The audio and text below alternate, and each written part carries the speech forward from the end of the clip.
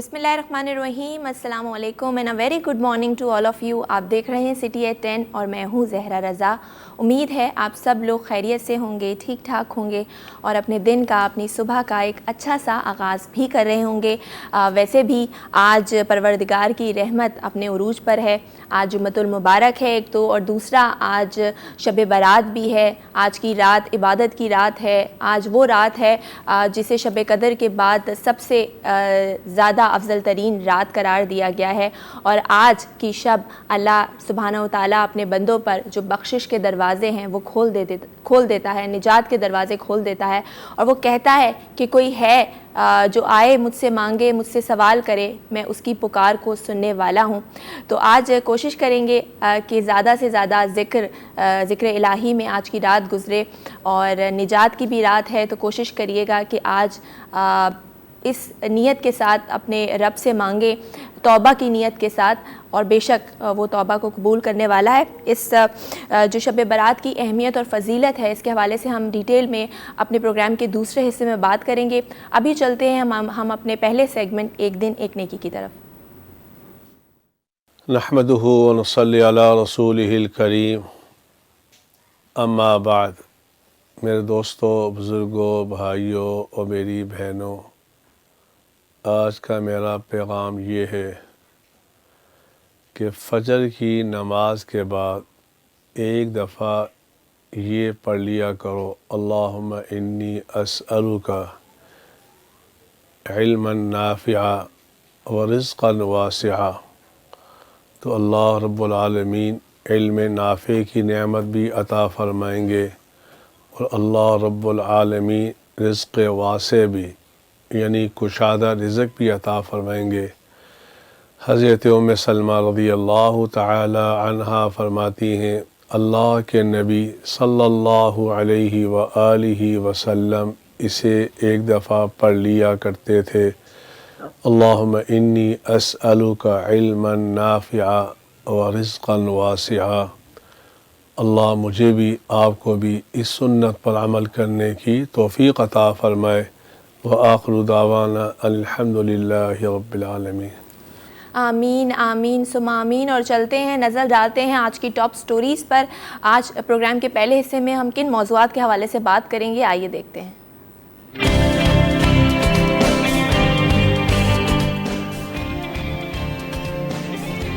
वफाकी वज़ीर दाखिला शेख रशीद ने वज़ीर आज़म इमरान खान को सिंध में गवर्नर राज नाफिज करने का मशवरा दे दिया। आवाम के लिए खुशखबरी, कोरोना केसेस में कमी के बायस NCOC ने तमाम पाबंदियां ख़त्म करने का ऐलान कर दिया।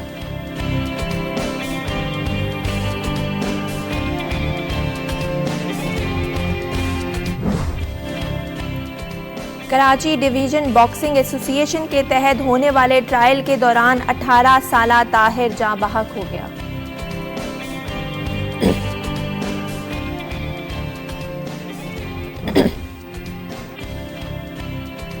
सफाकियत की इंतहा हो गई। शहर कायद में रवां साल 2.5 माह के दौरान 37 नौज़ायदा बच्चों की लाशें मिली हैं। 73 लाशों में 7 नन्ही बच्चियां भी शामिल हैं। कराची समेत दुनिया भर में हिंदू बरादरी का होली का त्यौहार मना रहे हैं। होली के त्यौहार पर सिंध हुकूमत ने पहली बार हिंदू बरादरी के मुलाजमीन के लिए 2 रोज़ आम तातील का ऐलान कर दिया। जी, ये तो थी आज की टॉप स्टोरीज़, इनको डिटेल में डिस्कस करेंगे। इस वक्त हमारे साथ स्टूडियो में मौजूद हैं हमारे सीनियर रिपोर्टर वाजिद असफ़हानी साहब, उनको भी वेलकम करते हैं। अस्सलाम वालेकुम वाजिद साहब, कैसे हैं आप? अल्लाह का शुक्र है, आप बताएं। ठीक ठाक। वाजिद साहब, स्टार्ट करेंगे। पहली जो हमारी खबर है, आपको बताएं कि वज़ीर दाखिला शेख रशीद ने वज़ीर आज़म इमरान खान साहब को सिंध में गवर्नर राज लगाने का मशवरा दे दिया है, और क्या उन्होंने कहा है पहले देखते हैं, फिर इस हवाले से बात करेंगे। सिंध में कोई सिंध हाउस में पुलिस लॉन्च नहीं कर रहे, कोई नहीं भेज रहे, क्योंकि ये पैसों की लालच में गए हैं। ये जाने और इनके इलाके जाने और इनके लोग जाने। लेकिन आज मैं प्राइम मिनिस्टर को ये तजवीज़ दे के घर जा रहा हूँ कि सिंध में गवर्नर राज नाफिज कर दिया जाए। جی آپ نے دیکھا انہوں نے کہا سندھ میں گورنر راج جو ہے وہ نافذ ہو جانا چاہیے. ان کا یہ بھی کہنا تھا کہ سندھ کے لوگوں کو پینے کا صاف پانی میسر نہیں ہے, لیکن پیسے بھر کر جہازوں میں اسلام آباد لائے گئے ہیں. اور اس کے علاوہ انہوں نے یہ بھی کہا کہ 8 سے 12 لوگ جو ہیں وہ ایکسپوز ہو گئے ہیں. اور یہ بھی ان کا کہنا تھا کہ سندھ کے لوگوں کا پیسہ خرید و فروخت کے لیے استعمال کیا جا رہا ہے. اپنے ضمیر سے ووٹ دینے والا بے شک ووٹ دینے آئے.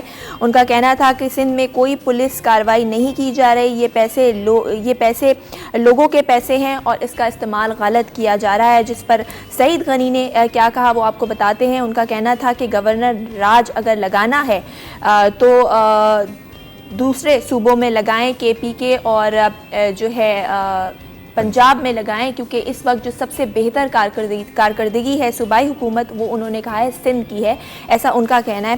اس حوالے سے بات کرتے ہیں. جی کیا کہیں گے واجد صاحب, گورنر راج لگانے کا مشورہ دے دیا ہے وفاقی وزیر شیخ رشید نے؟ دیکھیں گورنر راج لگانا آسان نہیں ہے. پہلی بات یہ گورنر راج لگ کیوں رہا ہے, یعنی ایک دم سے ان کو ضرورت کیوں ہو گئی. صحیح حکومتیں چل رہی ہیں, ساری کارروائی چل رہی ہیں.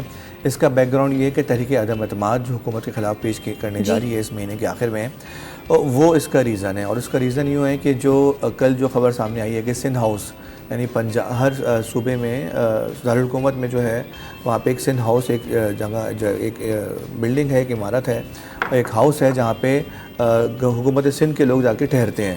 اگر جب پنجاب جاتے ہیں جو ایم این اے ہوتے ہیں, ایم پی ایز ہوتے ہیں یا ان کے کوئی خاص مہمان ہوتے ہیں, تو وہاں پہ انہوں نے پی ٹی آئی کے وہ ارکان جو پی ٹی آئی سے منحرف ہو گئے ہیں ان کو وہاں پہ چھپا کے رکھا ہوا ہے. جو ایک خبر یہ ہے کہ 24 ہیں جن میں سے 10 کے نام کل سامنے آ گئے, جبکہ رمیش کمار جو تھے اس کے پی ٹی آئی کے ایم این اے وہ یہ کہہ رہے ہیں کہ 33 ایم این اے ہیں جن میں سے 3 وفاقی وزراء بھی شامل ہیں. تو ان کی وجہ سے کیونکہ سندھ حکومت اس میں انوالو ہے اور پیپلز پارٹی اس میں انوالو ہے, تو اس لیے سندھ حکومت میں گورنر راج لگانے کی یہ بات کی جا رہی ہے. لیکن جو وفاقی وزیر منصوبہ بندی ہیں اسد عمر, انہوں نے کہا ہے کہ ایسا کوئی منصوبہ نہیں ہے گورنر راج لگانے کا. جو حکومتی وزراء ہیں وہ تو خیر اس طرح کے بیانات دے رہے ہیں, فواد چودھری ہو گئے, شیخ رشید ہو گئے, لیکن کل اسد عمر کی بات بھی سامنے آ گئی تھی کہ ایسا کوئی منصوبہ نہیں ہے.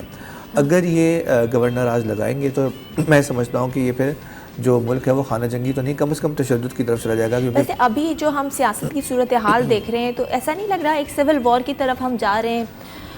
جس طرح سے ابھی انہوں نے بھی کہا 8 سے 10-12 لوگ ایکسپوز ہو گئے ہیں, اور جو تحریک عدم اعتماد جس طرح لائی جا رہی ہے, جس طرح ملاقاتیں اور مشاورتیں چل رہی ہیں, اور جس طرح جلسے ہو رہے ہیں اور بیان بازی ہو رہی ہے, جس طرح پرسنل اٹیکس ایک دوسرے پہ کر رہے ہیں, کیا کہیں گے یہ کون سی سیاست ہے؟ دیکھیں مفادات کو تو ٹھیس پہنچ رہی ہے سب کو نا, تو آپ کی بات بالکل کسی حد تک ٹھیک ہے کہ سول وار کی طرف جا رہا ہے, لیکن اللہ نہ کرے کہ ایسا کوئی اقدام ہو جس سے ملک جو ہے وہ سول وار کی طرف جائے. مسئلہ یہ ہے کہ اگر تحریک اعتماد پیش ہو جاتی ہے تو اس میں کوئی شک نہیں ہے, جو سامنے ہمیں اعداد و شمار آ رہے ہیں اس کے مطابق تو عمران خان کی حکومت چلی جائے گی. لیکن اب اس میں بھی 2 رائے ہیں. ایک ہو سکتا ہے تحریک عدم اعتماد کامیاب ہو جائے اور تحریک عدم اعتماد کامیاب ہونے کے بعد عمران خان کو ہٹا دیا جائے اور پی ٹی آئی کی حکومت کنٹینیو ہو, تاکہ اصل میں اپوزیشن کو بہت ساری چیزوں پہ اعتراض ہے, جس میں سے ایک عمران خان سر فہرست ہے, کیونکہ عمران خان نے گزشتہ 4 سال میں تقریباً. آپ کو لگتا ہے کہ تحریک عدم اعتماد ہو جائے گی جو اب تک فگرز آ رہے ہیں, کیونکہ بہت سارے ایسے جو اتحادی تھے حکومت کے وہ چلے گئے ہیں اپوزیشن میں, اور اپنے حکومت کے جو ممبرز ہیں ایم این اے وہ بھی جو ہیں اپوزیشن کے ساتھ چلے گئے. دیکھیں یہ جو پنچھی ہیں نا جو اب اڑ کے چلے گئے ہیں, گرمیوں کا سیزن شروع ہو گیا ہے تو گرمیوں میں ہمیشہ سے پنچھی جہاں سے آتے ہیں وہاں چلے جاتے ہیں. یہ جو پنچھی ہیں نا 24 جن میں سے 10 کے نام سامنے آ گئے, یہ جہاں سے آئے تھے وہیں اڑ کے واپس چلے گئے. تو ان کو تو جانا ہی تھا, کیونکہ یہ کوئی پی ٹی آئی سے مخلص نہیں تھے, یہ حکومت کی خاطر رہتے, حکومتی مزید لوٹنے کی خاطر رہتے. یہ ہر دور میں اس طرح کے لوگ شامل ہیں, لیکن پی ٹی آئی کو چونکہ اپنی حکومت بنانی تھی تو اس وقت جہانگیر ترین صاحب کام میں آئے اور ان کو جوڑ توڑ کر کے جس طرح سے انہوں نے یہ لوگوں کو اکٹھا کیا, اب وہی جہانگیر ترین الگ ہو چکا ہے, علیم خان الگ چکا ہے, تو یہ لوگ بھی ٹوٹ کے جا چکے ہیں. آپ کا سوال تھا کہ کیا تحریک عدم اعتماد کامیاب ہو جائے گی؟ جب پی ٹی آئی کی حکومت آئی تھی اگست 2018 میں, جب انہوں نے حلف اٹھایا تھا عمران خان نے, تو ان کو 176 ووٹ پڑے تھے 176, اور 172 ووٹ چاہیے ہوتے ہیں تحریک عدم اعتماد پیش کرنے کے لیے, کامیابی کے لیے. حکومت کے لیے 172 ووٹ چاہیے ہوتے ہیں, تو انہوں نے 4 ووٹ زیادہ لیے تھے. یہ 4 ووٹ ان کو ایم کیو ایم کے بھی پڑ سکتے تھے, کیونکہ 4 ایم کیو ایم کے ایم این اے تھے اس وقت. بعد میں 2 ایم این اے کا اضافہ ہو گیا, 1 ایم این اے کا اضافہ ہو گیا, قاف لیگ کے بھی 4 ایم این اے تھے, تو کوئی بھی ووٹ ان کو پڑ سکتا ہے, کیونکہ اتحادی حکومت تھی, جوڑ توڑ کے بنائی تھی, تو وہ کامیاب ہو گئے. اب 176 ان کے پاس تھے جن میں سے اتحادی شامل تھے, ان میں سے کم از کم کہہ رہے ہیں کہ 24 چلے گئے، کیونکہ وہ تو بہت کم ہو گئے. اب ان کو نہ صرف وفاق میں بلکہ ہو سکتا ہے انہیں پنجاب میں بھی کہہ رہے ہیں صورتحال گمبھیر ہو گئی ہے، کیونکہ اب اپوزیشن کہہ رہی ہے کہ پنجاب میں بھی یہ تحریک اعتماد لائے گی اور اس کے لیے کام جاری ہے. ظاہر ہے جب یہ ایم این اے لیولز پہ بندے توڑ سکتے ہیں تو یہ صوبائی اسمبلی میں بھی توڑ سکتے ہیں. 186 ان کو ارکان چاہیے، تو ہو سکتا ہے وہاں بھی 1-2 دن کے اندر یہ تحریک عدم اعتماد جمع کرا دیں. جی اچھا، تو اگر تحریک عدم اعتماد کامیاب ہو جاتی ہے تو کیا ہوگا؟ وزیر اعلیٰ پنجاب کون ہوگا، پرائم منسٹر کون ہوگا، یہ ڈیسائیڈ دیکھیں ہو اگر گیا؟ تحریک عدم اعتماد کامیاب ہو جاتی ہے تو عمران خان پاکستان کی تاریخ کے پہلے وزیر اعظم ہوں گے جو تحریک عدم اعتماد سے ہٹائے گئے ہیں. یعنی بہت شرمندگی کی اور جسے کہتے ہیں کہ ذلت کی گہرائی میں بندہ گر جاتا ہے. تحریک عدم اعتماد پچھلے سب ناکام ہوئی ہیں، تو یہ بڑی شرمندگی کی بات ہوگی. اس میں پی ٹی آئی کی اپنی احمقانہ پالیسی اور خاص کر جو خان صاحب کا جو رویہ رہا ہے 4 سال میں بالکل جسے کہتے ہیں اگریسو، انہوں نے حکومتی کام پہ توجہ دی ہے، اس میں کوئی شک نہیں ہے. لیکن ان کا زیادہ تر جو نشانہ تھے وہ اپوزیشن لیڈر تھے. ظاہر ہے وہ بھی 4 سال پہلے تو وہ جب اپوزیشن میں تھے خان صاحب ان پہ چیختے چلاتے تھے، ٹھیک ہے اس وقت سمجھ میں آتا تھا کہ الیکشن کے لیے ایک فضا بن رہی ہے. لیکن حکومت میں آنے کے بعد بھی انہوں نے سلسلہ جاری رکھا. وہ اگر اپنے کام پہ زیادہ توجہ دیتے تو اپوزیشن کو اتنا شروع کرنے کا موقع نہیں ملتا. اب وہ غصہ اپوزیشن کو بھی بہت تھا جو اب نکل رہا ہے، چاہے وہ مولانا فضل الرحمان ہو، چاہے وہ زرداری صاحب ہوں، چاہے وہ نواز شریف صاحب ہوں. اب ان کی ٹیم کام کر رہی ہے. اور دیکھیں لیکن ایک بات میں آپ کو بتا دوں، ویسے میرا کوئی تجزیہ نہیں، لیکن یہ جو ابھی سب ملے ہوئے ہیں نا، اگر تحریک عدم اعتماد کامیاب ہو بھی جاتی ہے پھر یہ لوگ سب الگ الگ ہو جائیں گے، اور پھر جو 1.5 سال ہوگا، 1.5 سال کا جو عرصہ ہوگا 1 سال 1.5 سال بہت ہی کمپلیکیٹڈ ہوگا، جو نیکسٹ آنے والی حکومت ہے اس کے لیے بھی، اور جو ابھی 1.5 سال میں جو حکومت یہ تو اب بنے گی. نیکسٹ الیکشن کی بات کریں نا، بالکل آپ کی بات صحیح ہے. لیکن اگر تحریک عدم اعتماد کامیاب ہو جاتی ہے اور ان کی مرضی کا کوئی شخص وزیر اعظم آ جاتا ہے، 1.5 سال تو یہ ہنسی خوشی نکال لیں گے، کیونکہ ظاہر ہے ان کو عمران خان کو نیچے کرنا تھا، پی ٹی آئی کو نیچے کرنا تھا. لیکن اس کے بعد جب الیکشن ہوں گے، آپ بالکل صحیح کہہ رہے ہیں، اس کے بعد پھر وہی مارا ماری شروع ہو جائے گی، ایک دوسرے کی ٹانگیں کھینچنا شروع ہو جائیں گی. لیکن وہ تو دیکھیں ہماری سیاست میں گزشتہ 70 سال سے زرداری ہوتا صاحب ہے. نے بھی عقل مندانہ فیصلہ کیا ہے کہ پنجاب میں جو ہے بنا دو وفاق کی حکومت، ہماری سندھ میں ٹھیک ہے. ہاں دیکھیں یہ بات تو طے ہے نا کہ ایک زرداری سب پہ بھاری، وہ بات تو صحیح ثابت ہوئی ہے. اور دیکھیں آج انہوں نے کر کے دکھایا اور بہت خاموشی سے. اگر یہ پارلیمنٹ لاجز پہ حملہ نہیں کرتے اور جے یو آئی کے لوگوں کو گرفتار نہیں کرتے تو شاید یہ سندھ ہاؤس میں لوگوں کو جا کے سیف نہیں کرتے، پھر عام طریقے سے جاتے. انہیں خدشہ تھا کہ اگر پھر ہم پارلیمنٹ لاجز میں جائیں گے تو یہ پولیس کو بھیج کے، پنجاب پولیس کو بھیج کے، اسلام آباد پولیس کو بھیج کے ان ایونیز وغیرہ کو گرفتار کر سکتے ہیں. تو ان کو بچانے کی خاطر انہوں نے سب سے پہلے سندھ ہاؤس میں ان کو سیف کیا تاکہ وہاں پہ پھر کوئی کارروائی نہ ہو. آپ یہ کہہ سکتے ہیں کہ سندھ میں ایک بار پھر پناہ گزین آ گئے. بالکل پہلے بھی پناہ گزین آتے رہے. صحیح. چلیں گے اپنی اگلی خبر کی جانب اور آپ کو ایک خبر سے آگاہ کریں گے عوام کے لیے خوشخبری، اور وہ یہ ہے کہ کرونا کیسز میں مسلسل کمی کے باعث جو NCOC ہے اس نے پابندیاں جو ہے وہ ختم کرنے کا فیصلہ کر لیا. ایک بڑا اعلان کیا گیا ہے NCOC کی جانب سے. کہا جا رہا ہے کہ کرونا کیسز میں کمی کے باعث تمام پابندیاں ختم کرنے کا فیصلہ کر لیا گیا ہے. اور چیئرمین NCOC اسد عمر نے کہا ہے کہ ہماری ہدایات پر کافی حد تک عمل ہوا، کرونا کیسز میں مسلسل کمی آ رہی ہے، تمام فیصلے سائنس اور حقائق کی بنیاد پر کیے گئے ہیں، لیکن فضائی سفر کے حوالے سے ویکسین کی جو پابندی ہے وہ برقرار رہے گی. 70% افراد کی ویکسینیشن مکمل ہو چکی ہے. ان کا مزید یہ کہنا تھا کہ جو لوگ ابھی تک ویکسینیشن جنہوں نے نہیں کرائی وہ لوگ جا کے ویکسینیشن کرائیں. بہت اچھی بات ہے. ہم اس جو کرونا وبا ہے آہستہ آہستہ ہم اس سے نکلتے جا رہے ہیں اور نارمل روٹین کی طرف آ رہے ہیں. اب تو انٹرنیشنلی بھی پابندیاں جو ہے وہ ختم ہوتی جا رہی ہیں. جی دیکھیں یہ 2 سال پہلے اس کا وائرس پاکستان میں آیا تھا. 26 فروری 2020 کو سب سے پہلے جو کیس آیا تھا یہاں پہ کراچی میں آغا خان ہاسپٹل سے یحییٰ جعفری صاحب جو تھے جو پہلے مریض تھے اس کے بعد اس میں تیزی آتی گئی اور 21 مارچ کو 2 سال پہلے پیپلز پارٹی حکومت نے سندھ حکومت نے سب سے پہلے لاک ڈاؤن لگایا تھا سندھ میں. اور آج ہے 18 مارچ یعنی تقریباً 2 سال بعد یہ پابندیاں مکمل طور پر ختم کر دی گئی ہیں. تو ایک بڑی خبر ہے ان لوگوں کے لیے جو کاروبار کرتے ہیں، ان لوگوں کے لیے جو باہر نکلتے ہیں. یعنی اس میں پورے شہر پورا ملک ہی متاثر تھا. ایک اچھی خبر ہے کیونکہ جو اس کا شرح تناسب ہے مثبت کیس کا وہ 1% پہ آ کے رہ گیا جو بہت کم ہے. ٹھیک ہے ہماری اموات کم ہوئی ہیں، لوگوں کا جانی نقصان کم ہوا ہے، لیکن پھر بھی ایک خوف کی فضا 2 سال میں برقرار رہی تھی. بہت سارے لوگوں کے کاروبار متاثر ہوئے، روٹین انسان کا چینج ہو گیا، لائف اسٹائل چینج ہو گیا. لیکن ابھی انہوں نے کہا 70% ویکسینیشن مکمل ہو گئی ہے. میں سمجھتا ہوں 70% ویکسینیشن مکمل ہونے کا مقصد یہ ہے کہ 70% افراد نے پورے ملک میں کم از کم ایک ویکسین لگائی ہے. یہ مکمل ہونے کا ورڈ شاید یہ غلط کہہ گئے ہیں اسد عمر صاحب. مکمل تو جب ہوگی جنہوں نے 2 ویکسین لگا لی ہیں, فلی ویکسینیٹڈ جو ہے نا, بوسٹر چلیں چھوڑ دیں اس کو.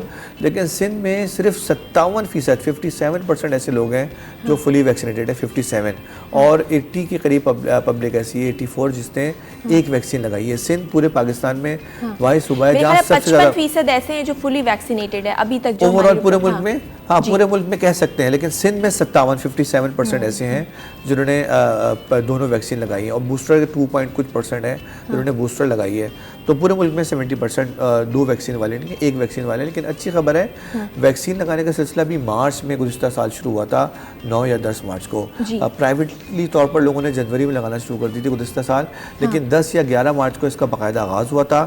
کراچی میں پہلا جو مرکز بنا تھا وہ ایکسپو سینٹر میں بنا تھا مئی میں. یہ ابھی 1 سال نہیں ہوگا, لیکن بڑی تیزی سے سندھ میں یہ ویکسین لگائی گئی ہے. ڈاؤ میں, کراچی میں جو ہے وہ جناح میں, ایکسپو میں کچھ عرصہ بند بھی رہا 1 مہینے کے قریب, لیکن پھر بھی لوگوں نے بڑی تیزی سے ویکسین لگائی ہے. پھر 2 یہ کیمپین چلا چکے ہیں سندھ حکومت والے, ڈور ٹو ڈور جو ہے. جیسے پہلے پولیو مہم چلتی تھی, پولیو مہم میں یہ گھر گھر جا کے بچوں کو پولیو قطرے پلاتے تھے, اب گھر گھر جا کے کورونا کی ویکسین لگا رہے ہیں. تو 2 کیمپین چل چکی ہے ڈور ٹو ڈور, اب تیسری شاید رمضان کے بعد چلے گی.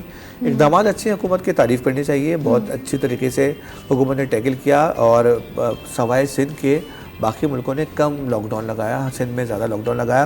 اس کی وجہ یہ کہ کراچی میں کیسز بھی بہت زیادہ آ رہے تھے. اچھی اسٹریٹجی فالو کی, اور وزیر اعظم عمران خان صاحب کو بھی اس بات پہ ہم داد دیتے ہیں کہ جو اسمارٹ لاک ڈاؤن کا ورڈ تھا یہ انہوں نے انیشیٹ کرایا, اور اسی وجہ سے ہمارا جو اکانومی ہے اس نے بھی اتنا سفر نہیں کیا, اور کرونا کیسز بھی قابو میں رہے. بالکل, نہ صرف اسمارٹ لاک ڈاؤن بلکہ مائکرو اسمارٹ بھی ہم نے سنا تھا, وہ بھی لگایا. صرف وہی علاقہ جو متاثر ہوتا ہے انہوں نے اسی کو بند کیا.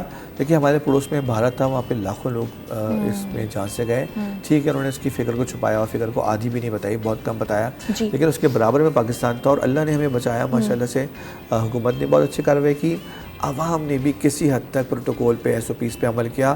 اوور آل تو خیر عوام نے رمضانوں میں شاپنگ کی, دھڑلے سے عیدوں میں گئے, عید الاضحیٰ میں کی.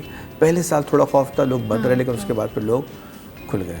صحیح. اور ایک اچھی خبر ہے, ہمیں لگتا تھا پہلے کہ کبھی یہ وبا جو ہے وہ ختم نہیں ہوگی, لیکن شکر ہے اللہ کا کہ اب نارمل جا رہے ہیں پہلے کی طرح. چلتے ہیں اپنی اگلی خبر کی جانب. آپ کو بتائیں کہ کراچی میں ایک بڑا ہی افسوسناک واقعہ پیش آیا. کراچی ڈویژن باکسنگ ایسوسی ایشن کے تحت ہونے والے ٹرائل کے دوران نوجوان باکسر جن کا نام طاہر تھا وہ ہلاک ہو گیا, اور باکسنگ کلب کا 18 سالہ یہ باکسر تھا جو گردن پر پنچ لگنے کی وجہ سے ان کی موت واقع ہوئی. فوری طور پر ہاسپٹل لے کر جایا گیا, لیکن جب ہاسپٹل لے کر گئے تو تصدیق کی ڈاکٹرز نے کہ ان کی جو ہے موت واقع ہو گئی ہے. اس پر بات کریں گے مزید, لیکن اس بریک کے بعد کہیں مت جائیے, دیکھتے رہیے سٹی 10.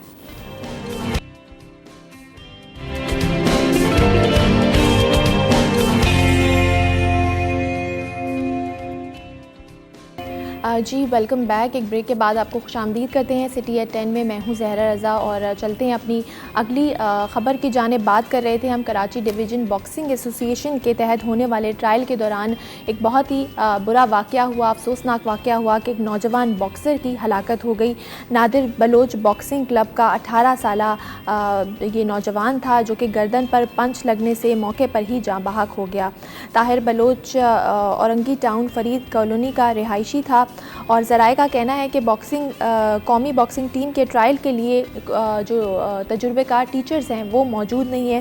کیا وجہ ہے, کیوں اس طرح کے واقعات پیش آتے ہیں, کون اس کا ذمہ دار ہے, یا کس کی غفلت اس کو کہیں گے کہ ایک 18 سالہ نوجوان جو ہے وہ اپنی جان سے ہاتھ دھو بیٹھا. اس حوالے سے بات کرتے ہیں. جی واجد صاحب, کیا کہیں گے, کس کی غفلت ہے؟ ذرائع کا کہنا ہے کہ جو ٹیچرز ہیں وہ ناتجربے کار ہیں. کیا کہیں گے آپ, انتظامیہ کی غفلت ہے, جو کلب تھا وہ ان کی غفلت ہے؟ لیکن جو ٹرائلز لے رہے ہیں جی وہ ذمہ دار ہیں. اگر یہ قومی باکسنگ ٹیم کے لیے ٹرائلز ہو رہے تھے تو جو ٹرائلز لے رہے تھے ان کی ذمہ داری تھی کہ آپ کم از کم ایک ڈاکٹر کا بندوبست کرتے ہیں وہاں پہ. لیکن یہ باکسنگ کے ٹرائلز ہو رہے ہیں, کوئی سنوکر کے ٹرائلز نہیں ہو رہے ہیں کہ ٹیبل پہ بیٹھ کے اور لوگ کھیل رہے ہیں اس کو, یا کسی ڈرافٹ کے نہیں ہو رہے. یہ باکسنگ کیوں ہے جو دنیا کے خطرناک ترین کھیل ہے, ان کھیلوں میں شمار ہوتا ہے جس میں حادثات زیادہ ہوتے ہیں, چوٹیں زیادہ لگتی ہیں.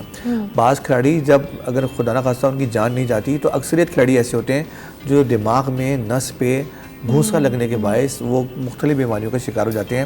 جیسے آپ نے گریٹ محمد علی باکسر کو دیکھا تھا کہ ان کے ہاتھ میں راشا کی بیماری ہو گئی تھی, پارکنسن جسے کہتے ہیں, اور ان کے ہاتھ اور پیر کام نہیں کرتے تھے کیونکہ دوران میچ سر پہ اتنے گھوسے لگتے ہیں تو کوئی نہ کوئی آپ کی نس دب جاتی ہے جس سے آپ کا جو جسمانی نظام ہے وہ کام نہیں کرتا ہے ٹھیک طور پر.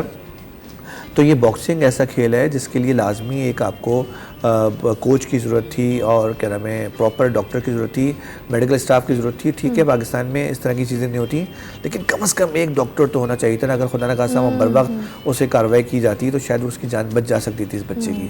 لیکن جب ہاسپٹل لے جایا گیا تو وہ اس کی تصدیق کر دی کہ اس کی موت واقع ہو گئی. دیکھیں گردن تو کچھ ایسے رولز نہیں ہوتے کہ کچھ ایسے سینسیٹیو ایریاز جیسے آپ کے اسپائنل کارڈ کی بات کی جائے, گردن کے پیچھے والا حصہ, کہ وہ بہت سینسیٹیو ہوتا ہے, تو اس طرح کوئی رولز نہیں ہوتے اس طرح کے خطرناک جو ہاں دیکھیں گردن پہ تو نہیں پنچ مارتے, یہاں پہ 2 پوائنٹ ہوتے ہیں فیس پہ مارنے کے اور پیٹ پہ مارنے کا 1 پوائنٹ ہوتا ہے, بعض اوقات آدھا بھی ملتا ہے ان کو. تو یہ تو پوائنٹس اسکورنگ آپ کے پاس وہ ہوتے ہیں. اور یہ چونکہ ایمیچر باکسنگ ہے تو ایمیچر باکسنگ میں بہت زیادہ ہیڈ گیئر پہنے ہوتے ہیں, ہاتھ میں گلوز ہوتے ہیں, پروفیشنل میں بھی گلوز ہوتے ہیں, بہت زیادہ احتیاط کے بعد فائٹ ہوتی ہے, یعنی بڑا احتیاط کرتے ہیں. اس کے بعد بھی چونکہ ینگ لڑکا تھا, جوش تھا, ہو سکتا ہے مخالف بھی لڑکا بہت جوش میں ہو, اس نے پنچ مارا ہو, اور بعض اوقات گردن پہ جب آپ کے نیک لگتا ہے جب آپ پنچ مار رہے ہو تو آپ اپنی گردن نیچے کرنے, گردن نیچے کرتے ہیں تو آپ کی نیک جو ہوتی ہے وہ ٹارگٹ پہ آ جاتی ہے. تو ہو سکتا ہے اس کی جب بھی گردن پہ یہ پنچ لگاؤ اور زور سے لگاؤ وہ نیچے گر گیا ہو. اچھا اب تو بیچارہ یہ تو چلا گیا 18 سالہ نوجوان جس نے پنچ مارا, تو اوبویسلی ایک ایکسیڈنٹ تھا, تو کیا اس کو کوئی سزا کا سامنا کرنا پڑے گا یا کوئی کمپلین پولیس وغیرہ؟ نہیں دیکھیے تو دوران کھیل ہوا ہے, کوئی اس کی ذاتی لڑائی نہیں تھی. وہ تو وہ بھی دیکھیں لڑکا چاہ رہا ہوگا کہ ٹرائلز میں اس کو ہرانے کے بعد وہ سلیکٹ ہو جائے. ہر کوئی جیت کے لیے کھیل رہا ہوگا, ہو سکتا ہے یہ واقعہ اس کے ساتھ بھی پیش آ سکتا تھا. یہ اس کو افسوس تو ہوگا, بعض کھلاڑی ایسے ہوتے ہیں جن سے کوئی اس طرح کا واقعہ ہو جاتا ہے وہ پھر کھیل چھوڑ دیتے ہیں, ظاہر ان کو نہیں چاہتے کہ کسی کی جان جائے, لیکن کھیل کنٹینیو بھی کر سکتے ہیں, لیکن اس کو کوئی سزا نہیں ہوگی. دوران کھیل یہ واقعہ ہوا ہے, وہ بھی اس کو مارا تھا, یہ بھی اس کو فائٹ کر رہا تھا, یہ تو کسی کے ساتھ بھی ہو سکتا ہے. لیکن پھر بھی تجربے کار جو ٹرین ٹیچرز ہیں جو اس کو سکھاتے ہیں ان کا ہونا بہت ضروری ہے تاکہ اس طرح کے واقعات نہ ہوں, کیونکہ پہلے بھی ایسا ایک واقعہ میں نے سنا ہے باکسنگ کا ہی, کیونکہ اتنا خطرناک کھیل ہے اور باہر بھی اس طرح کے واقعات ہوتے رہتے ہیں. دنیا بھر میں بہت سارے باکسر تو دوران فائٹ رنگ میں گر کے مرتے آئے ہیں, جس طرح یہ بیچارے لڑکے کے ساتھ واقعہ ہوا. باکسنگ کے علاوہ بہت سارے کھیل ایسے ہیں, کرکٹ میں کئی ڈیتھ ہوئی ہے. 2014 کی بات ہے, آسٹریلیا کا بڑا اچھا کرکٹر تھا فلپ ہیوز, 25 سال کی ایج تھی, سین ایبٹ کی اس کی بال اس کی بھی گردن پہ لگی تھی. اسی کے بعد ہیلمٹ کے پیچھے ایک اسپنج ٹائپ کا ایک کور آ گیا تھا جو لوگوں نے لگانا شروع کر دیا تھا, اور آئی سی سی نے اس کو اجازت دی تھی کہ آپ یہی کور لگا سکتے ہیں تاکہ آپ کی گردن سیو رہے. اس سے پہلے یہ نہیں تھا گردن سیو کرنے کا. پاکستان کا کرکٹر ہے عبدالعزیز, فرسٹ کلاس کرکٹر تھا, قائد اعظم ٹرافی کا فائنل تھا, 1959 کا واقعہ ہے. اس کے سینے میں بال لگی, وہ بھی یہ لڑکا تھا, ایس ایم کالج کا اسٹوڈنٹ تھا, اس کی ڈیتھ ہو گئی. انڈیا کا بڑا مشہور کھلاڑی تھا رامن لمبا, وہ دوران کی فیلڈنگ اس کے بال لگی اور وہ جہاں سے چلے گیا. بہت سارے کرکٹرز, یعنی کبھی کبھار آپ کا پیشن آپ کو موت کی طرف بھی لے جاتا ہے, کچھ ایسے خطرناک کھیل ہوتے ہیں جیسے موٹر سائیکلز ہوتی ہیں, کار ریسنگ ہوتی ہے. مائیکل شوماکر جو ہے وہ کئی سالوں سے کوما میں ہے, دنیا کا نمبر 1 وہ کار ریسر تھا, جرمنی سے اس کا تعلق تھا.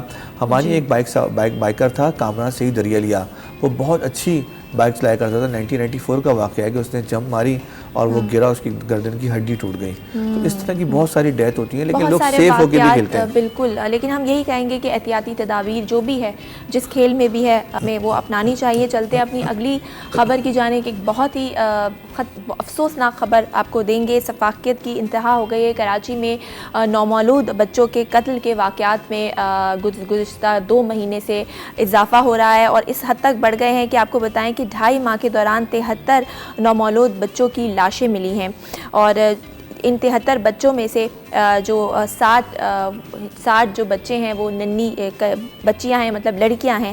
بڑی افسوس کے بعد کہ ایسے ماں باپ کس طرح سے اپنے بچوں کو کچرا کنڈی میں قتل کر کے پھینک دیتے ہیں. اگر نہیں سنبھال سکتے یا نہیں پال سکتے تو عیدی ہے, بہت ساری ایسی آرگنائزیشن ہیں جو کہ ان کی کفالت کرتی ہیں. جھولا بنا ہوا ہے, وہاں پر ڈال دیں. بڑی عجیب بات ہے, میں تو سن کے حیران ہوں کون ہیں یہ لوگ, کیسے ماں باپ ہیں جو اس طرح سے اپنے ننھے پھول مسل کر कचरे कुंडी में डाल देते हैं। क्या कहेंगे इस पर आप? देखिए ये तो बहुत अफसोसनाक वाक़या है, ज़ाहिर है छोटे बच्चों का तो कोई कसूर जी, नहीं होता। और 2.5 माह के दौरान 73 एक बड़ी तादाद है, कोई और एक आपने दो नहीं। बिल्कुल सही कहा कि बिल्किस सीधी ने एक झूला वाला एक सिस्टम लगाया हुआ है कि अगर खुदा ना खासा कोई समझता है कि हमने बच्चे को नहीं बचाना, उसको मार देना है, तो मारने से बेहतर है कि आप झूले में जाके बच्चे को लड़ा दें, कोई आपसे सवाल नहीं पूछेगा और आप चले जाएं। और ये कई सालों से ये चल रहा है सिलसिला और अभी भी ये है। लेकिन ये आपने जैसे रिपोर्ट बताई कि 37 बच्चे, उसमें देखिए 3 रीज़न होते हैं जो तकरीबन सभी को पता है, जो नाजायज़ औलाद होती हैं जो इस तरह का काम करते हैं गलत, वो बच्चे होते हैं इस तरह के, वो इस तरह के इनको मार देते हैं। दूसरा ये भी होता है कि हमारे यहाँ अभी भी ऐसे लोग हैं कि लड़की क्यों पैदा हो गई। हाँ, क्योंकि अगर 73 में से देखें तो 60 उसमें बच्चियाँ हैं, यानी अभी भी लड़कियों को एक्सेप्ट नहीं किया जाता। हाँ बिल्कुल, उसमें कि लड़की क्यों पैदा हो गई, पहले भी लड़की थी तो इससे पहले कि हम उसे पालें। ज़ाहिर है ये जहालत और कुछ नहीं है, तालीम नहीं है, इसकी वजह से होता है। उसमें तीसरा जो रीज़न होता है वही होता है कि बच्चा बाज़ औक़ात माजूर पैदा होता है, जिस्मानी उससे महरूम होता है। उन्हें पता है कि बच्चा अगर हम उसको पालेंगे तो शायद ज़्यादा देर वो ना कर सके और शायद और मुसीबतें परेशानियाँ हो, तो लोग ये समझ के भी अल्लाह की, देखिए हर हाल में अल्लाह का शुक्र अदा करना चाहिए, लेकिन उसको भी बच्चे को फेंक देते हैं जो नहीं होना चाहिए। लेकिन ये हमारे यहाँ होता रहता है और ज़ाहिर है बहुत अफसोसनाक वाक़या है। बिल्कुल आपने सही कहा, वो माँ बाप जो उस बच्चे को इस दुनिया में लाने की वजह हैं वही इस तरह के मामलात करते हैं, बच्चों को कत्ल करके मार डालते हैं। मज़ीद बात करेंगे लेकिन फ़िलहाल वक्त हुआ एक ब्रेक का, कहीं मत जाइए, देखते रहिए सिटी 10।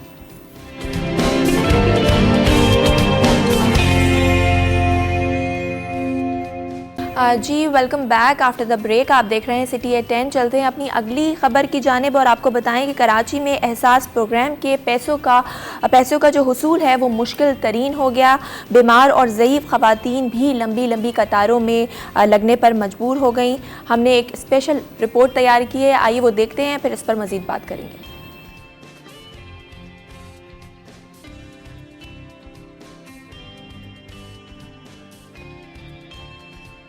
ना बैठने का कोई मुनासिब बंदोबस्त, ना ही धूप की तपिश से बचने का कोई इंतजाम। सुल्तानाबाद में वाक़ई ग्राउंड में कायम एहसास सेंटर में खवातीन का रश। बीमार और ज़ईफ़ खवातीन भी कतारों में लगने पर मजबूर हो गई। शदीद गर्मी ने ना तो खवातीन के बैठने के लिए कोई जगह है, ना ही वॉशरूम्स और पीने के साफ पानी की सहूलत है। लोग आके लाइन से बैठा हुआ धूप में, अभी पेशेंट में जब आ जाएगा किधर जाएगा, वॉशरूम का बना ले। क्या करें, हम लोग मजबूर हैं, धूप में खड़े हैं, मजबूरी है। अभी कहाँ से सुबह से हम लोग यहाँ आए। नहीं, पानी कहाँ से पियेंगे, कोई है नहीं, कुछ सिर्फ बोले वॉशरूम में भी नहीं है। वॉशरूम में गए तो उधर लोग मना कर रहे, बिल्कुल हम कैसे जगह देंगे तुम लोग को। इंसान सुबह से आया हुआ, ना पानी है, ना वॉशरूम का जगह है, ना कुछ है। खवातीन का कहना है कि सुबह 6 बजे से लाइन में लगी हुई हैं। वज़ीर-ए-आज़म ने हमारी मदद करनी है तो हमें इस अज़ियत से बचाने के लिए हमारे बच्चों को नौकरियां दे दें। इससे अच्छा किसी के बच्चे को रोजगार दे, कोई कारोबार दे, धूप पे ला के लोगों को खड़ा किए हुए है। पूछने वाला भी नहीं है, बस बोले लाइन से खड़े रहो, लाइन से सुबह से आए, लाइन से ही खड़े। छोटे छोटे बच्चे भी अपनी माओ के हमरा अपनी बारी का इंतजार करते रहे, मगर इंतजामिया की बेहिसी ना ख़त्म हुई। जी आपने देखा कि किस तरह से ज़ईफ़ और जो ख़वातीन हैं वो लंबी लंबी कतारों में लगी हैं। सुबह 6 बजे से आई हैं, ना पानी का इंतज़ाम है, ना बैठने की कोई जगह है। नीचे सड़क पर ख़वातीन बैठी हुई हैं और एक ख़वातीन का तो शिकवा ये है कि इंतज़ामिया की तरफ से कहा जा रहा है कि भीख मांगने आए हो, इसलिए भीख मांगने आए हो तो बैठो, इस तरह के जुमले उनको कहे जा रहे हैं। क्या कहेंगे? एक तो एहसास प्रोग्राम, नाम ही ऐसा कि आप लोगों का एहसास कर रहे हैं, लेकिन लग नहीं रहा देखने से कि किसी का आप एहसास कर रहे हैं, बजाय उसको कि और तकलीफ़ में डाल रहे हैं। ना सिर्फ किसी का एहसास कर रहे हैं बल्कि उनको खुद एहसास नहीं है कि वो क्या कर रहे हैं। यानी अगर बुजुर्ग ख़वातीन आ रही हैं और जो ख़वातीन हैं उनको धूप में बैठा रहे हैं, गर्मी है, आपको पता है कि कल भी 38 उसका जो था दर्जा हरारत वहाँ तक पहुँच चुका था, फील लाइक 40 था, ऐसी शदीद गर्मी में। और रिपोर्ट जो तैयार की है हमारे बहुत अच्छे रिपोर्टर हैं, मेहनती हैं, बसीम इफ्तिखार बहुत अच्छी रिपोर्ट बनाते हैं और बिल्कुल उन्होंने जैसे कहते हैं ना हुकूमत की जो ख़राब कारकर्दगी है उसको उन्होंने पेश किया है वफाकी हुकूमत की। और एहसास प्रोग्राम जो है वफाकी हुकूमत का प्रोग्राम है, PTI का, सिंध हुकूमत का बेनज़ीर इनकम सपोर्ट प्रोग्राम है, जिसके तहत वो भी पैसे देते हैं। गलतियाँ सिंध हुकूमत से भी हो जाती हैं, लेकिन ये तो बिल्कुल खुली जिसे कहते हैं कि ऐसी कारकर्दगी थी जिस पर जितना अफसोस किया जाए कम है। बिल्कुल सही। और ये भी गिला है कि सिंध में जो एहसास प्रोग्राम है उस तरह से नहीं दिया जा रहा जिस तरह से पंजाब या KPK में फैसिलिटीज़ दी गई हैं, ये बात भी सही है? बिल्कुल सही है। जिस तरह से पंजाब, उन्हें पता है कि देखिए यहाँ पे ये एक तरह के सारे पॉलिटिकल गेम्स होते हैं, उन्हें पता है कि हमारे वोटर्स कहाँ पे हैं, तो अपने वोटर्स को जिस तरह की उन्होंने नौजवानों को रोज़गार स्कीम की थी, तो नौजवान देखिए ये भी स्कैंडल सामने आएगा जब ये PTI की हुकूमत जाएगी। रोज़गार स्कीम के तहत उन्होंने लाखों और कुछ को करोड़ों रुपए दिए हैं। वो करोड़ रुपए किस बेस पे दिए हैं, क्यों दिए हैं, ये जब स्कैंडल सामने आएंगे जब पता चलेगा कि अंधा बाटे रेवड़ियाँ अपनों को वो वाला हाल है।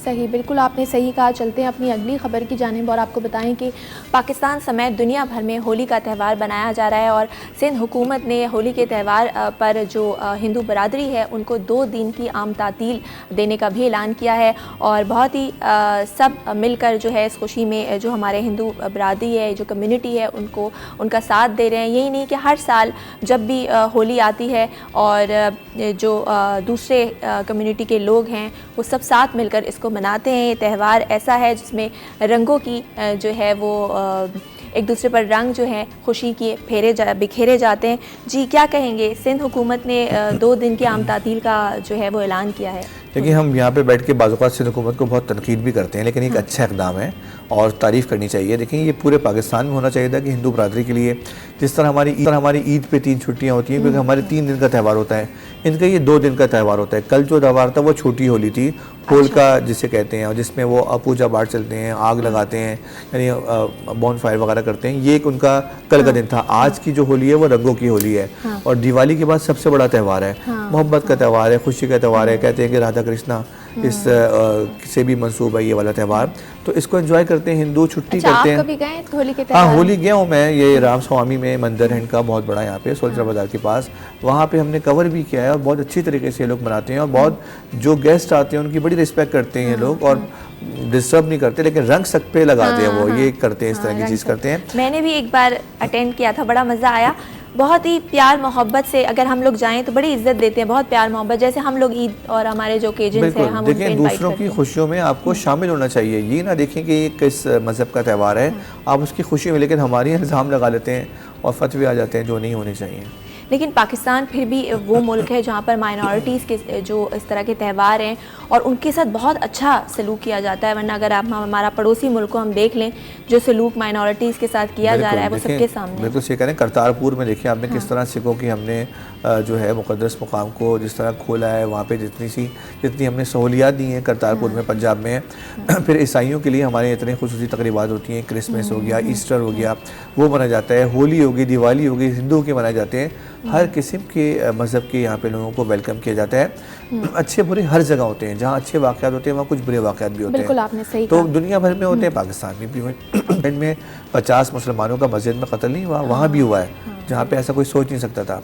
तो पाकिस्तान में भी इस तरह के वाक़यात हुए, लेकिन इस सिलसिले में आप पूरी कौम को मोरद इल्ज़ाम नहीं ठहरा सकते। बिल्कुल सही कहा। बहुत शुक्रिया वाजिद इस्मानी साहब, आपका प्रोग्राम में तशरीफ़ लाए। प्रोग्राम के दूसरे हिस्से में हम बात करेंगे शब बारात की अहमियत और उसकी फजीलत के हवाले से, तो कहीं मत जाइए, मिलते हैं एक छोटी सी ब्रेक के बाद।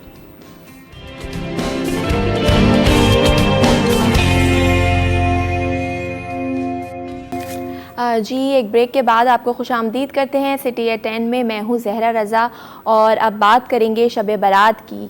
आज वो रात है जो कि रहमत, बरकत, मग़फ़िरत, निजात और शिफ़ात वाली रात जिसको कहा जाता है। आज की रात वो रात है जिसे शब कदर के बाद सबसे ज़्यादा अफजल तरीन रात करार दिया गया है। आज अल्लाह रब्बुल इज़्ज़त अपने बंदों पर रहमत के दरवाज़े खोल देता है, बख्शिश के दरवाज़े खोल देता है, निजात के दरवाज़े खोल देता है। अल्लाह कहता है आज की रात कि कोई है जो मुझसे मांगे, कोई है जो मुझसे सवाल करे, कोई है जो मुझसे तौबा करे, बेशक मैं उसकी पुकार को सुनता हूँ और मैं उसकी तौबा को कबूल करता हूँ। तो आज की रात बहुत अहमियत की रात है, बहुत फजीलत की रात है। जितनी कोशिश हो आज कि ज़्यादा से ज़्यादा जो है वो ये रात ज़िक्र इलाही में गुजारें, याद इलाही में गुजारें। और इस हवाले से ये रात इस हवाले से भी कहा जाता है कि उलमाए कराम का कहना है कि इस اس رات میں آپ کی زندگی کے فیصلے ہوتے ہیں، موت و حیات کے فیصلے، یعنی کس نے اس دنیا میں آنا ہے، کس نے اس دنیا سے جانا ہے، رزق کے فیصلے، شادی کے فیصلے، اولاد کے فیصلے، مقدر کے فیصلے اس رات میں کیے جاتے ہیں۔ تو اس حوالے سے ہم بات کریں گے، اس کی اہمیت کے حوالے سے، اور خاص طور پہ آپ لوگوں کو یہ بھی بتائیں گے کہ آج وہ کون سے اعمال ہیں، کون سی عبادت ہے، کون سے مناجات ہیں جو آج کرنے چاہیے۔ ہمیں جوائن کیا ہے مفتی نور رحمانی صاحب نے، جو کہ ایک اسلامک اسکالر ہیں، ان کو ویلکم کرتے ہیں۔ السلام علیکم مفتی صاحب۔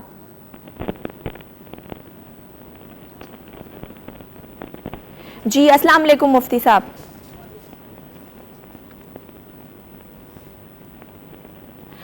مفتی صاحب سے رابطہ ہمارا جو ہے منقطع ہو گیا، ان کو ہم کوشش کرتے ہیں کہ دوبارہ ان سے رابطہ کریں۔ ایک بریک لیتے ہیں، بریک کے بعد یہیں سے کنٹینیو کریں گے۔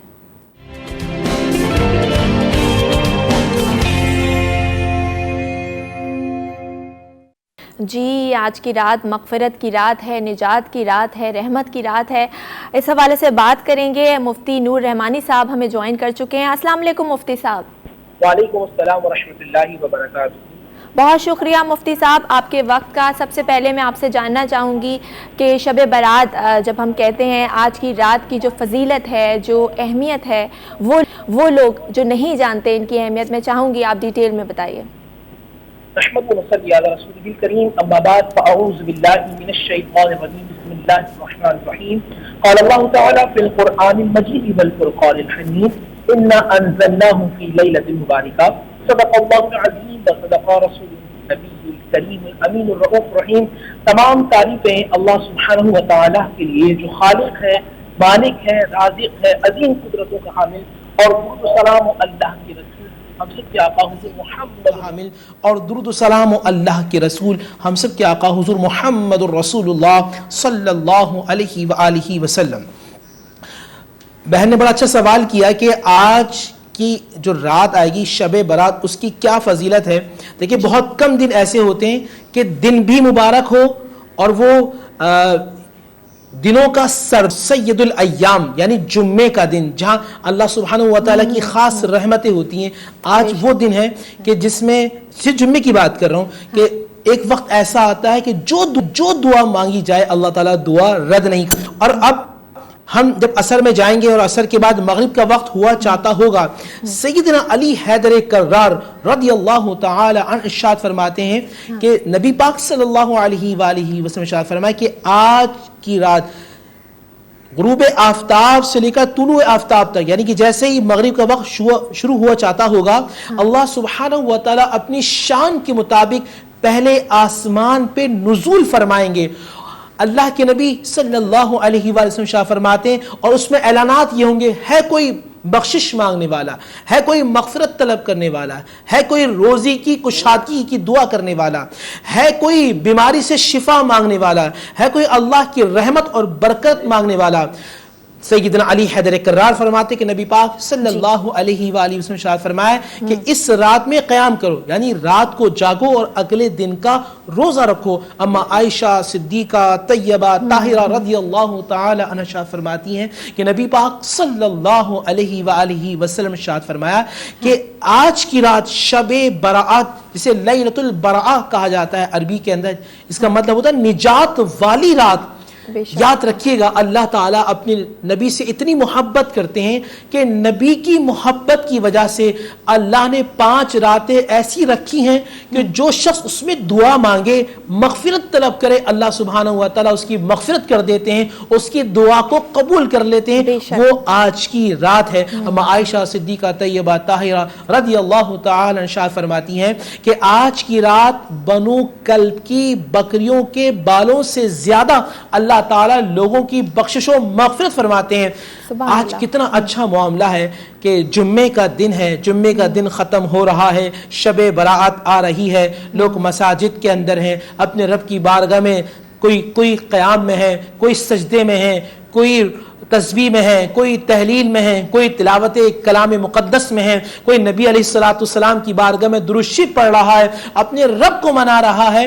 لیکن یاد رکھیے گا آج کی رات کچھ لوگ ایسے بدبخت ہوں گے کہ جن کی بخشش نہیں ہوگی, جن کو اللہ معاف نہیں کرے گا. میرے آقا کریم صلی اللہ علیہ وآلہ وسلم نے فرمایا 6 اشخاص ایسے ہیں کہ جن کی اللہ بخشش و مغفرت نہیں کرتا. آج کی رات مجھے یہ دیکھنا ہے ان 6 لوگوں میں تو شامل نہیں ہوں. اللہ کے نبی صلی اللہ علیہ وسلم نے فرمایا پہلا وہ کہ جو اللہ کے ساتھ شرک کرتا ہے, اللہ کے ساتھ کسی کو شریک ٹھہراتا ہے. دوسرا جو والدین کا نافرمان ہے. یاد رکھیے گا ناظرین کرام کہ جو شخص غلاف کعبہ پکڑ کے دعا کرے, حتیم کے اندر سجدے کے اندر ہو, مگر والدین کا دل دکھاتا ہو, والدین سے بد کلامی کرتا ہو, والدین کے ساتھ سختی سے پیش آتا ہو, یاد رکھیے گا اللہ تعالیٰ اس کی ساری نیکیوں کو, اس کی عبادات کو اس کے منہ پہ مار دیں گے. تیسرا وہ شخص جو کینہ رکھتا ہے, دلوں میں برائی رکھتا ہے, ایسی سامنے والا جو شخص ہے وہ برباد ہو جائے, ختم ہو جائے, اس کی عزت, شہرت, دولت, مقام, مرتبہ, شرف, علمیت سب ختم ہو جائے. میرے آقا کریم نے فرمایا کہ ایسے شخص کو اللہ بخشے کا نہیں, کیونکہ جس کے سینے میں ہو کینہ وہ سینہ نہیں اچھا.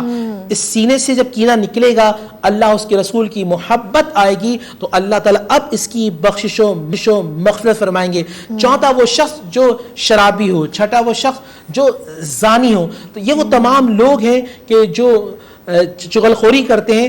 وہ لوگ ہیں کہ جن کو اللہ سبحانہ و تعالیٰ جن سے راضی نہیں ہوتا جب تک یہ توبہ استغفار کر کے. بہت بڑی بات ہے مفتی صاحب کہ آج اللہ تعالیٰ جو نجات کی رات اللہ تعالیٰ نے رکھی ہے, اور یہ وہ بدنصیب لوگ ہیں جو آج کی رات بھی جنہیں معافی نہیں ملتی. بہت بڑی بات ہے. اور اس طرح کے 6 یہ آپ نے جو بتائے گناہ. اچھا یہ بھی مجھے بتائیے مفتی صاحب کہ کہا جاتا ہے کہ آج کی رات آپ کی زندگی کے فیصلے ہوتے ہیں, جو اگلے سال تک جو آپ کا رزق ہے, آپ کی زندگی کے فیصلے, آپ کی اولاد, آپ کی شادی. تو یہ اس میں کتنی صحیح بات ہے, سچائی ہے؟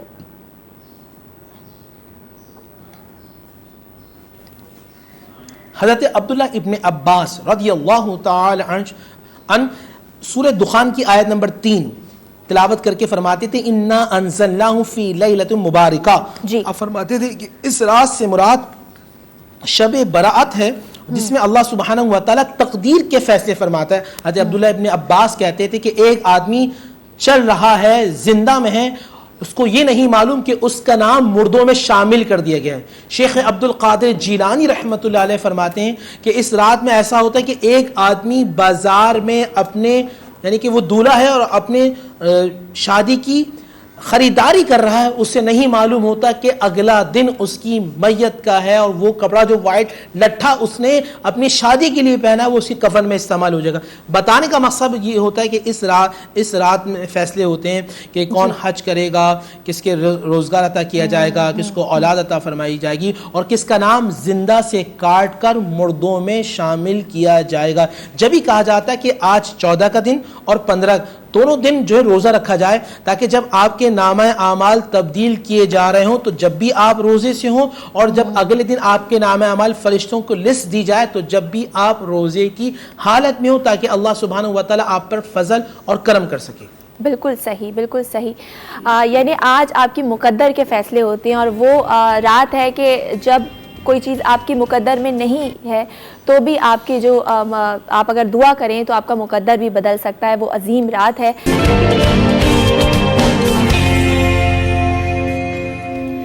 جی ویلکم بیک. ایک بریک کے بعد آپ کو پھر سے خوش آمدید کرتے ہیں سٹی ایٹ 10 میں, اور وقت ہوا ہے ہمارے سیگمنٹ کراچی ٹیلنٹ کا, جس میں ہم آپ کو آج ملوانے والے ہیں ایک بہت ہی ٹیلنٹڈ کراچی کی خاتون سے.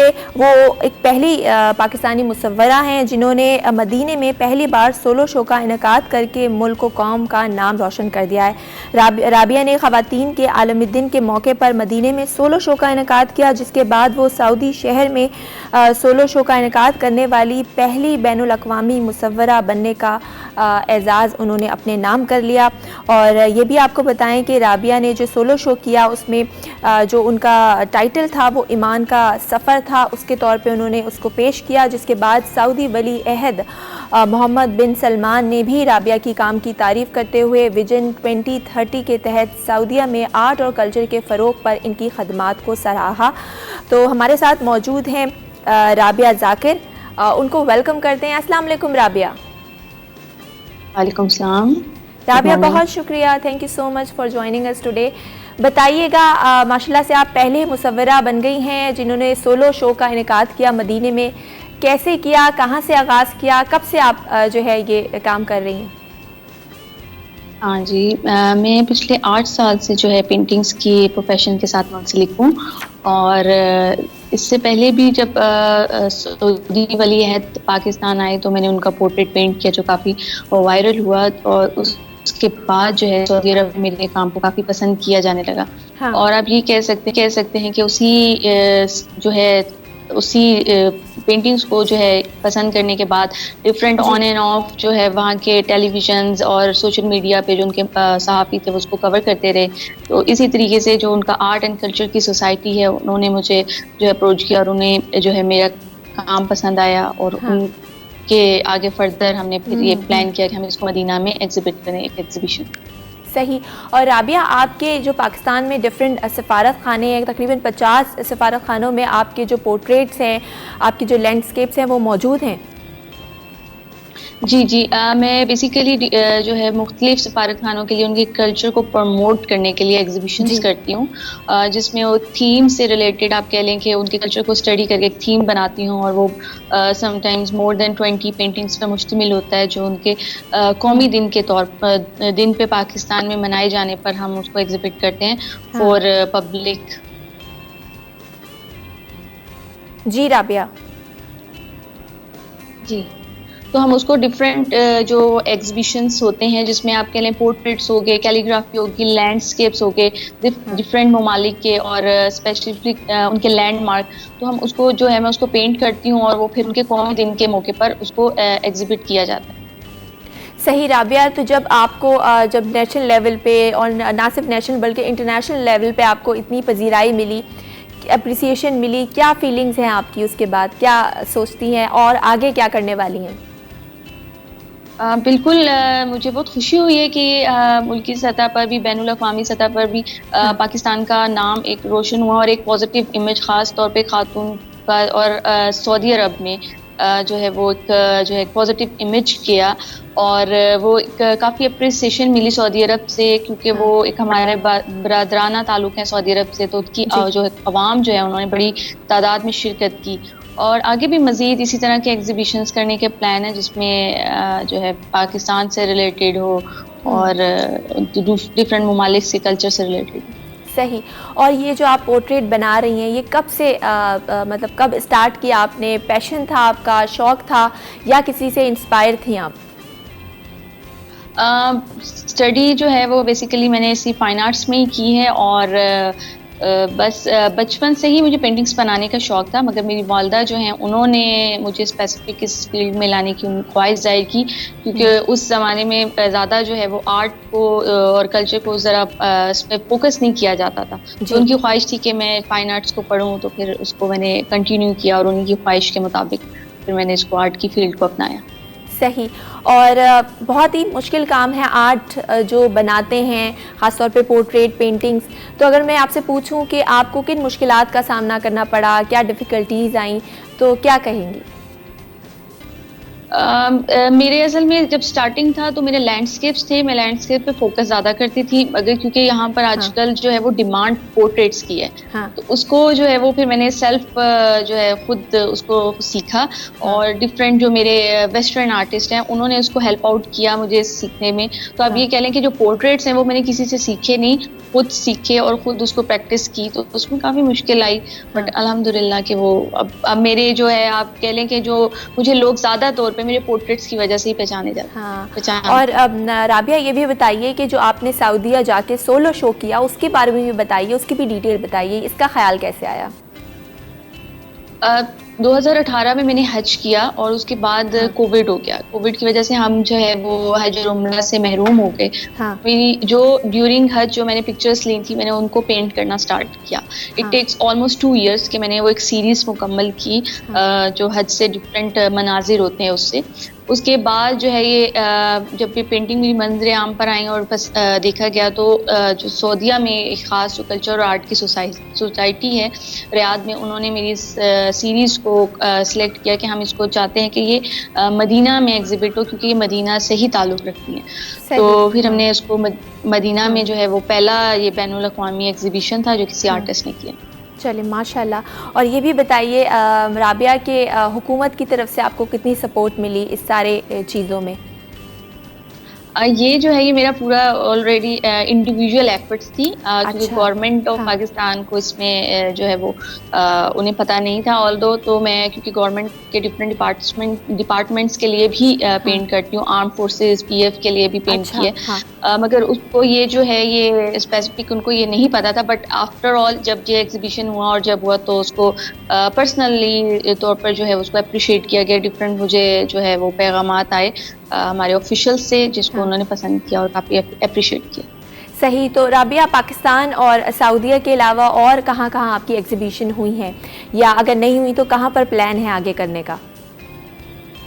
میری آلموسٹ اگر آپ یہ کہیں تو انٹرنیشنل ہی جو ایمبیسیز ہیں انہوں نے پاکستان میں ہی جو ہے اس کو ایگزیبٹ کیا ہے، جس میں ساری ہی ایمبیسیز ہیں، سارے ہی ممالک ہیں، چاہے آپ مغربی ممالک لے لیں یا یہ خلیجی ممالک لے لیں، تو آلدو سب ہی ایگزیبیشنز میں سب کنٹریز کے لیے کر چکی ہوں کہ تھیم کے لیے، بٹ آگے جو اگر آپ کہیں کہ اگر پلان ہے تو میں اب ویسٹ کی طرف تھوڑا سا فوکس ہے، اور انشاءاللہ شاید وہ عنقریب آپ کو وہی ایگزیبیشنز دیکھنے کو ملیں۔ صحیح، یعنی آپ کی نیکسٹ ایگزیبیشن جو ہے وہ کہیں باہر کے ملک ہونے والی ہے۔ اچھا یہ بھی بتائیے رابعہ کہ ہمارے ملک میں اگر بات کی جائے تو آرٹ اور کلچر کو اتنا فروغ نہیں دیا جاتا، اتنا انویسٹمنٹ اس پہ نہیں کیا جاتا جیسے باہر کے ممالک میں ہوتا ہے، تو کیا اپیل کرنا چاہیں گی حکومت سے، اور جو نئے آنے والے لوگ ہیں ان کو کیا میسج دینا چاہیں گی؟ بالکل، یہ تو میں بہت دفعہ جو ہے وہ اس میں کر چکی ہوں، اپنے آفیشیلز جو ہیں ان کو بتا چکی کہ اس پہلو پہ ضرور غور کیا جائے، کیونکہ جب آپ کسی بھی کنٹری میں چاہے کوئی فارنرز اگر ہمیں وزٹ کرتا ہے تو وہ سب سے پہلے جو ہے وہ اسٹڈی ہی ہم آرٹ اور کلچر کو کرتا ہے، جس سے اس کو پتہ چلتا ہے کہ کس ممالک میں کیا ان کے نارمز ہیں، کیا ان کی ویلیوز ہیں، کیا ٹریڈیشنز ہیں، تو آرٹ تو سب سے پہلے فرسٹ پر آتا ہے۔ اس کو ہمارے ملک میں بہت اگنور کیا جاتا ہے، اور اس کو اب جا کر کہیں کچھ ایک پہچان ملی ہے کہ اسے ایز اے سبجیکٹ پراپرلی طور پر پڑھا جاتا ہے، اور نئے آنے والوں کو میں یہی پیغام دوں گی کہ یہ ایک اچھی فیلڈ ہے، اسپیشلی گرلز کے لیے بہت اچھی ہے۔